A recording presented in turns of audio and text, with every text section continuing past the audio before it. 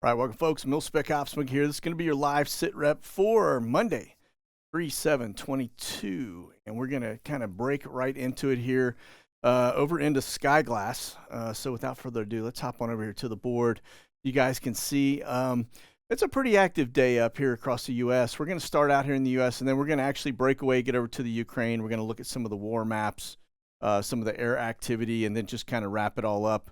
Put a little bow on it at the end, because this is interesting times. I will tell you, I'm finding that there are a lot of, from the mainstream media perspective, there are a lot of articles that get posted and then deleted. I noticed from Friday's sit rep, I went back in and the J post that I had up that had to do with the Russian Special Forces on ground just very quickly disappeared, and it said page not found 404. So we're seeing that quite a bit, especially when it comes to the World Economic Forum list of attendees and people that have been guest speakers.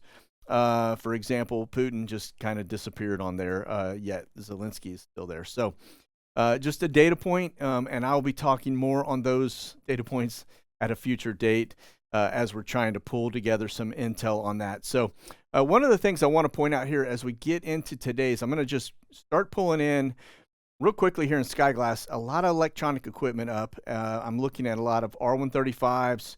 We've got 4 E6s up and 3 E3 Sentries up as well. But I want to just kind of, let me see if I can bring these in just a little bit. We're going to take a look at the routes. I just want to show you where they're headed. And then we're going to look at the TFRs and see if there's any correlation between that. But this is actually, you can kind of see where they're all headed out. Really central U.S. right now. Now, keep in mind, it looks like either tomorrow or the next day, Flashbang is going to be bouncing in here to the DFW area. It looks like he's headed to the F-35 production line. But let me back out of these. Just want to show you, not very often you see 4 E6s up. The E6s, for those not familiar with them, they are basically an airborne command center. They call them looking glass. And they coordinate efforts from a launch perspective with our ICBMs, okay? So that's that one. Now, the E3 Sentries are air traffic control, but airborne air traffic control, but they also have the ability to do a little bit of recon. And then, of course, the R135s, those have various different capabilities, but they can do everything from sniffing the air for nukes to battlefield assessment and planning, kind of a command and control type of environment. So very interesting to see those all up. Like I said, you've got about 10 of those electronic suites up at the moment here across the United States. And so you can see here as we kind of, let me pull this in just a little bit, but you can see still have our Guardian Angels up there doing the spy work. Those are actually loon balloons sitting at about 80, anywhere from really 70 to 90,000 feet.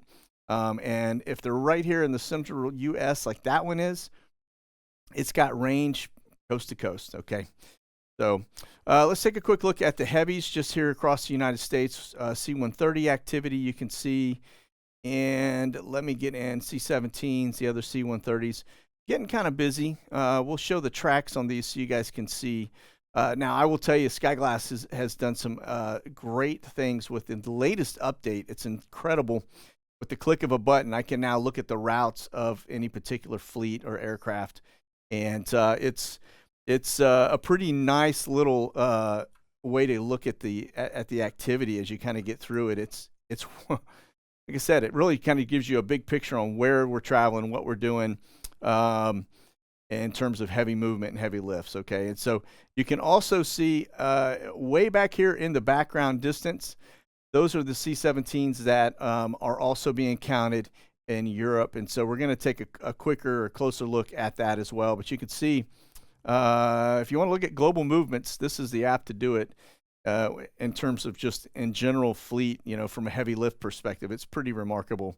And so, all right, let me back out of this. I'm going to take us over real fast to some of the other apps here after we get done looking at Europe. Now, this is kind of a segue into the Europe here in just a second. We'll still be in Skyglass, and then we'll get into OpenADSB. But just wanted to show you from a TFR perspective, This is what I was talking about. Flashbang, it looks to be coming to the F-35 production facility there at the old Carswell Air Force Base, Joint Reserve Base, and I think that's probably tomorrow, or at least this week in the near future, okay, because they usually put those out a day or two ahead.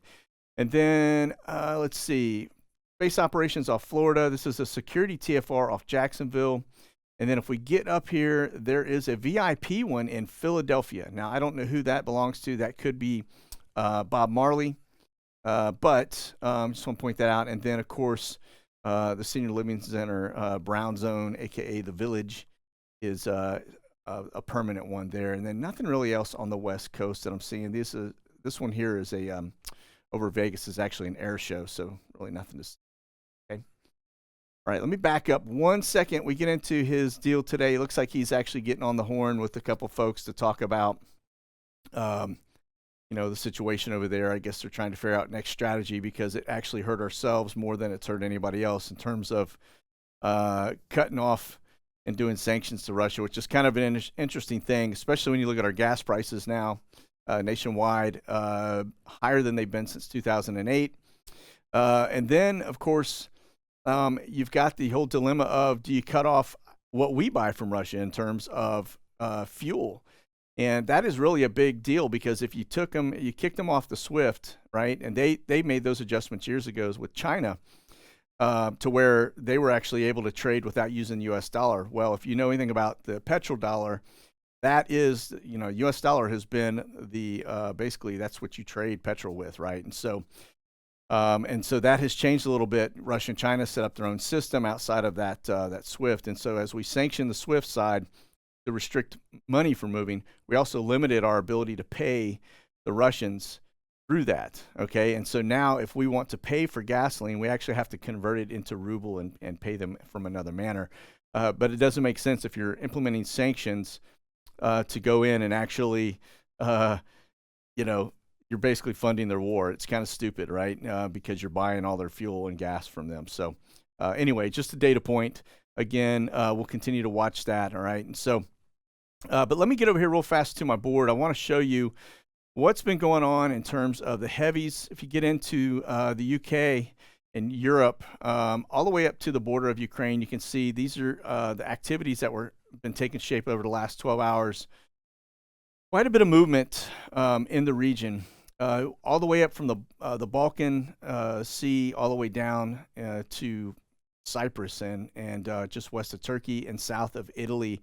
We seem to be moving a lot of assets still in the region, and that's going to be both UK and the US for the most part, and a little bit of Germany. Okay, so just a data point there. If we get over to the watch list here in Skyglass and we look at that, you're going to notice we had some B-52 activity just west of the Black Sea this morning, as well as the spy craft. These are all R-135s or Brio, the spy craft that are actually running routes. Now, I will show you here in a minute a map that's going to kind of tie that all together for you, but it is just, again, a data point. As we, look at the movements of things going on over there. They are doing all they can to suck NATO into this. And as soon as NATO gets engaged, it is officially a world war. Now, you may remember Zelensky was trying to join NATO before all this kicked off. And the reason for that is because in Article 5 of the NATO agreement, it's the whole where we go one, we go all type of approach, right? So if you mess with one of us, you mess with all of us. And so very interesting kind of approach, I guess you could say. But that's why Zelensky wanted to be in part of NATO and why Putin was pushing back so hard at the very beginning. And so that is a data point because now we're in the situation where we're trying to establish that no-fly zone. And if not that, now they've got us supporting and providing, assets to them, aircraft and things of that nature, which is from a Russia perspective, they consider that engaged in the war. So I would probably agree with that, really. I think if you're supplying all of the equipment and logistics for a country that's under attack, yet you're not pulling the trigger on anything, it does make it a little bit suspect, doesn't it? So, okay. Now, one other thing I did want to show you here as we talk about controlling the airspace west of Ukraine, these are actually the tankers that are flying routes right out just off the border, probably within about 100 to 200 kilometers away from Ukraine. But I want to just show you the fact that you can see F-16s and F-15s on that map. That is kind of an interesting data point because normally, believe me, if they don't want to be seen, they won't be seen. Okay. Normally we don't see the fighters up. Okay, and the fact that you're going to notice you didn't see any fighters up actually around where the air refuelers were. You can only see them off to the west over Europe and in the UK. Those fighters, believe me, they are wanting to be seen over to the west of that. Now, the ones that are in the kind of in the zone, they're not going to be pinging anything. They don't want to be seen for a reason. But it'd be kind of stupid to be out there, look at me, right off a war zone. So, but anyway, just a data point. Again, these are not usually things that you see, but I just want to show you that we do have the air control of that airspace west of Ukraine still. Okay. Now let's transition over here. We looked at his schedule for today. I do want to point out that he is having conversations with Macron and also with Germany and Johnson. Okay. When you get into looking at the Great Reset and you look at the names that have been through the graduation classes in the past, some of these names are going to be pretty frequent. Okay. So just another data point, but boy, I tell you what, it is an interesting one to say the least. Just makes you wonder sometimes, right? All right, over here at Florida Observer, just so you guys know, some pretty good little tidbits today on this site. A couple things kind of stand out. Russia is actually disconnecting themselves from the rest of the world's internet. I think they're doing that as a preemptive because they expect the cyber attacks to start kicking off in both directions, right? And so if you're disconnected from it all, it's kind of hard to get in there and mess with things. He's trying to maintain infrastructure. On the other hand of that, we are not disconnected from that, nor is the rest of the NATO nations. And so I would expect we're probably about to see a barrage of cyber attacks.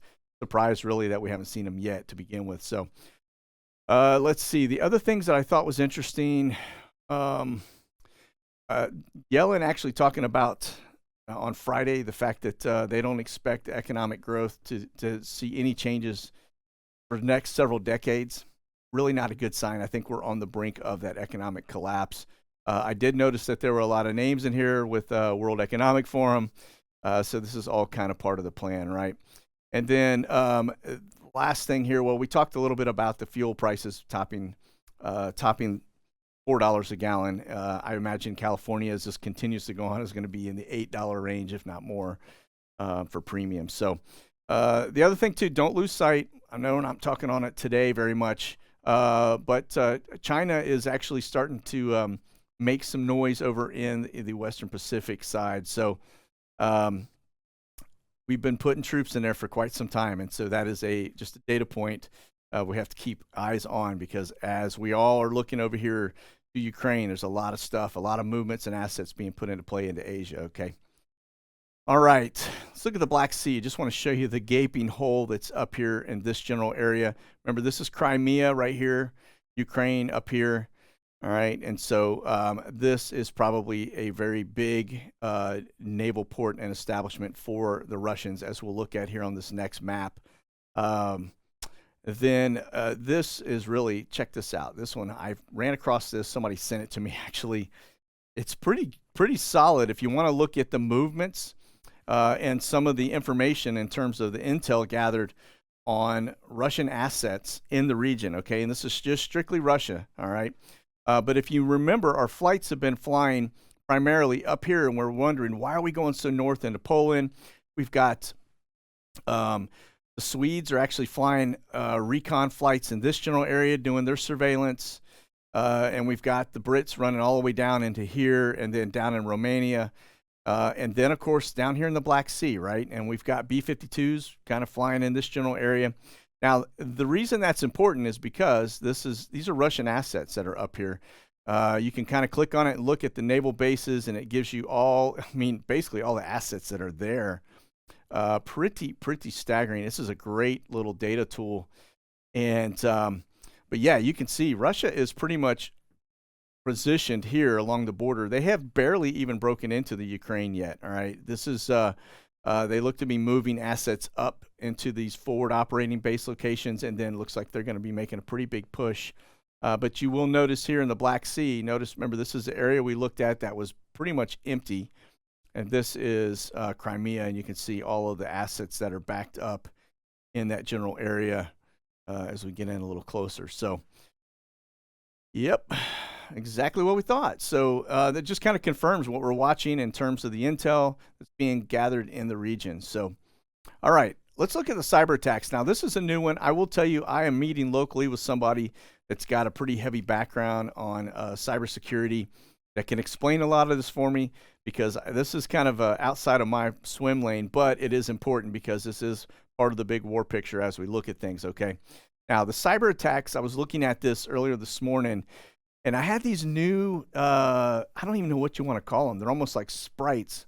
These blue rings that are popping up all around the world, and then all the other stuff. It has been very busy this morning, as you can see, with all the waves of attacks going on there. But this was kind of an interesting deal, just because I don't know what the blue ones are, but it was new, and I wanted to show you just that there is a significant uptick in the cyber attacks. Right? I mean, this was earlier this morning. Normally, it's very slow here in the morning. Now, if we get over here to the live map, again, this is it's just, like I said, this is probably going to be the next big wave that starts to impact people.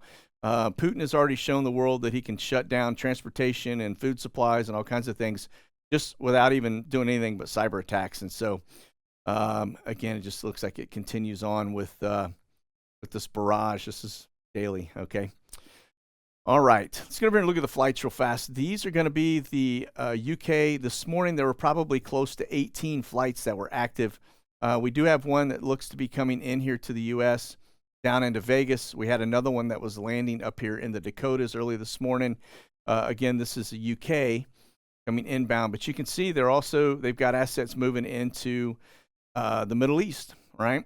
And so again, China, Middle East, and the Europe thing, like I said, I think the world is about to go hot, and everybody is pre-positioning assets so they're not caught in their home bases, I guess. Very wild to watch them do this. And now, this is actually going to be the camber flights. You will see we've got two assets. Looks like one is down here in Bahrain, taking off, and then the other looks like it's inbound from Ramstein. So again, these, both the UK and the US stuff, these are troop movers. And like I've always said, I don't get into the specifics of it. I'm just going to show you the general from a strategic standpoint. You can kind of see that they are still pretty live and active. Now, this one, I'm not sure what's going on with this. I don't think, now Omni typically, and this is according to my intelligence sources, Omni's not usually moving illegals. They are usually moving troops. Now, do we have troops going into Central America? I don't know. I don't know the answer to that, but but I don't think I've ever seen them roll from, down in Guatemala up to Valley, and this is kind of a regular flight now. So very interesting. That's a large plane too. That's a 767-200, holds quite a few people, right? That's in the 300 plus range of people. You don't fly that down with 3 or 4 people. So they may be doing some backfill work for that. But now this one here, you can see headed out of Seattle up to Anchorage. Here, that's headed over the drink, or actually maybe not. That could actually be going here. There is an exercise that's kicking off in Alaska that's going to have about 80,000 troops, U.S. troops, up there. And that is actually, I think, starting up in the coming days. It's a planned event, but again, probably a show of force. They're continuing on with it. I don't know why you would occupy your troops, especially 80,000 of them, in the middle of all this stuff that could be going hot. It seems kind of dumb to be doing exercises, but maybe it's not an exercise. Who knows? But nonetheless, this one here is a little suspect with the Valley thing, because that is a Texas border flight from Central America. Okay. All right, let's get over here at Biggs Army Airfield. This is kind of the main hub where everybody keeps coming in and out of, including immigrants. Okay. You can see on the arrival board, we've got an Omni flight coming in from Anchorage, And then if we get down a little further, it looks like we got one scheduled to come inbound from Indianapolis. That's going to be an Atlas Air flight. Again, that's usually a troop carrier. And then departures, we've got them headed to Fort Worth, which probably means they're headed more than likely across the drink over to Europe. And then we've got this one here that is headed down to Fort Hood. That's actually that Atlas Air flight. Again, these are big birds. That's a 777-200 and a 767-300, which large aircraft. Okay. And then you've got this one here that's scheduled. That's actually 767-300 headed to Baltimore, Washington. And that kind of gives you the scoop on the latest troop movements and or potentially poppies. I don't know yet on that one. More than likely they're troop. Okay. All right, let's get over to Kiev. Exactly. No flights coming inbound. When you start to see this board repopulate, you know the war is over. But right now it looks like anybody that's escaping from Ukraine is either in car or on foot. There's nobody flying out of there. Okay. And then this one, just give you kind of a look at the bubble that we are in relative to the region. You can see people are actually steering very clear of this part of Russia. This is Ukraine running through here, Belarus here, Poland over here. But you can see the area up in this general region. Nobody's running into it. So that tells you there are probably, like we said, when we get over here to these assets in the region, back up and look at where they're avoiding error, you can see that's probably why. Okay. Okay, now break away from that real fast, just to touch base back on Guantanamo Bay. Just letting you know, didn't have anything since Friday come into the spa, which I thought was an interesting deal. And the reason I say that is because we've got a trial that's kicked off today for Khalid Sheikh Mohammed that's supposed to run, I mean, all the way up till like the 25th. So not seeing any assets rolling in, which is unusual. Typically, you'll see them come in on Saturday or Sunday. So I'm not really sure why we're not seeing anything unless this is all being done remotely. Okay. All right, over to the NASA birds. These boys have been busy this morning and actually last couple weeks. I don't know what they're really doing. I really don't know what they're doing. And it is a little concerning, especially the ones over the water here.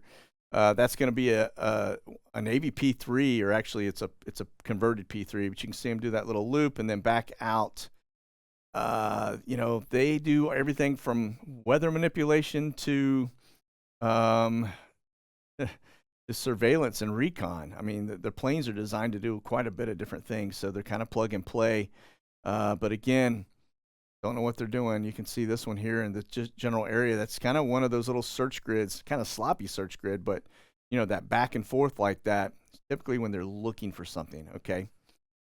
So if we get over here and look at these flights a little closer, you can see this one here rolling out of Virginia. This is the flight, one of the flights, right? Landed 31 minutes ago. And then we get over here to this one. 524 NA, again, another NASA bird, landed 40 minutes ago. They were both out in the same region. They went out here off the coast, did something, and came back. And then this one here, this is actually not a NASA bird. This is going to be Gena 126, or AKA, that's your N721AL, DOJ/FBI. Go team. Rolled out of DC, en route. Looks like they are landing right now. So they're down. I don't know where they're headed here, but we'll keep our eye on them and see where they end up landing. But they're usually, what they do is bring a team out on Monday, pick them back up on Friday. So this is kind of like your commute team. So we'll see what happens here. Okay.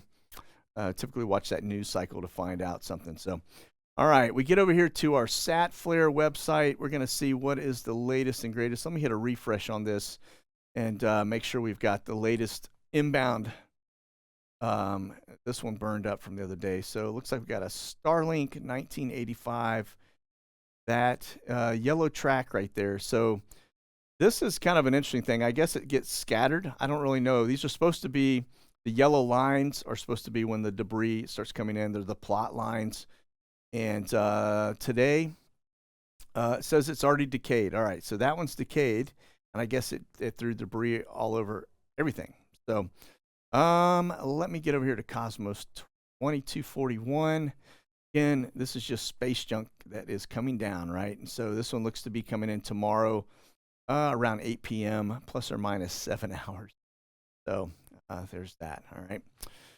Okay, let's break back over here to Skyglass real fast. And we're just going to take a quick look at pull up our other list here. See if we've got any from our watch list. Pull this down. Okay, so yeah, okay, these are going to just bounce us around.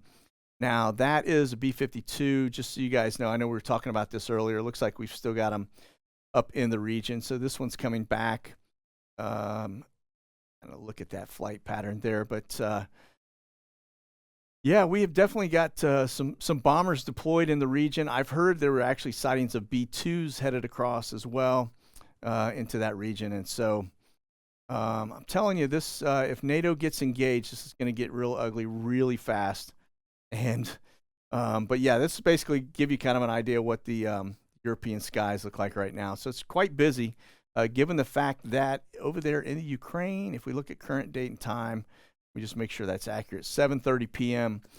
So it's going into night there, and still very quite busy. So, all right, listen, that's going to wrap us up for the sit rep today. I will be back on Wednesday with the next round. I am going to touch a little bit more on that economic forum and the Great Reset, because I think a lot of the actors that we're seeing on the stage right now are all embedded into that, and so we don't want to lose sight because just goes to show you that they're still executing the plan. So, all right, listen, you guys be safe out there. Keep your powder dry, and definitely stay frosty. We'll see you soon. God bless.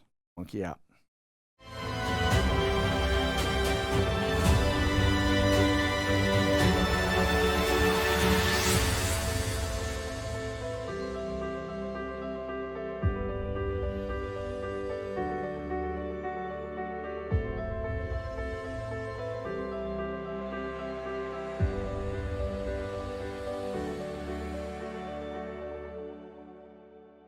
Check out the latest gear and products at monkeywerxus.com.